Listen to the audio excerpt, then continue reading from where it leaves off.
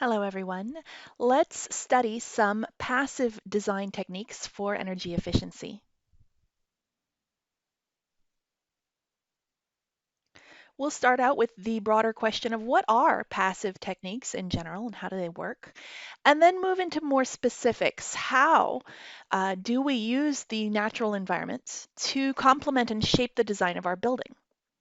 And we'll cover three categories here: solar techniques, envelope techniques, and passive ventilation techniques.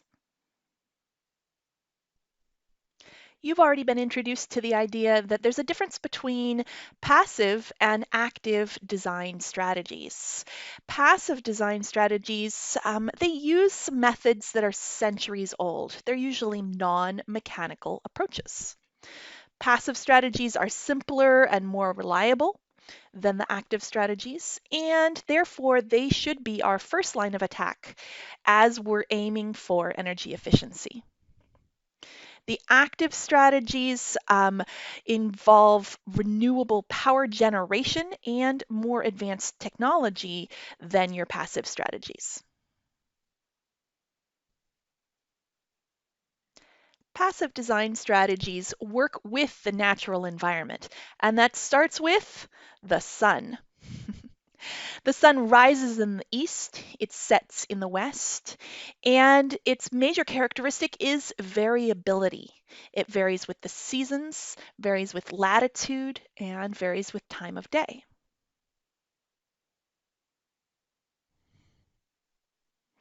The sun is a major source of energy, and its qualities are that it is renewable, it doesn't produce any air, water, or land pollution.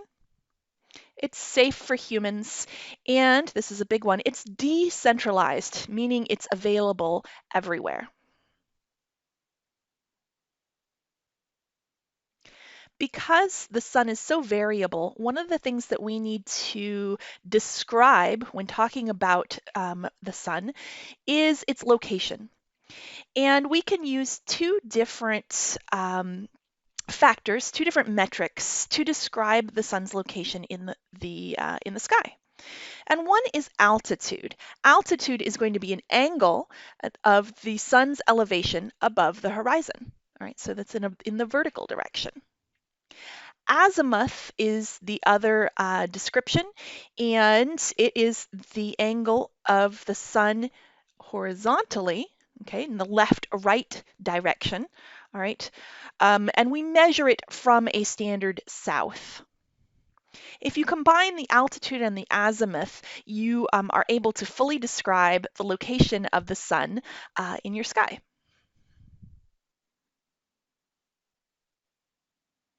One important factor, and this is something that many of the daylighting and passive solar design strategies are built around, is that the sun travels higher in the sky in the summer.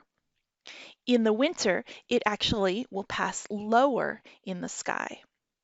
And so here's an illustration showing one of the most powerful ways that we can use this information. So you can see on the left, the summer sun at noon is quite high in the sky. And in this illustration, an overhang will shade that window.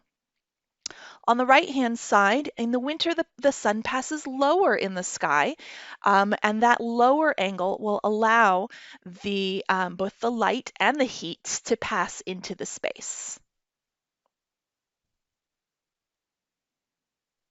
When you talk about solar energy, most people's mind leaps immediately to photovoltaics or solar panels.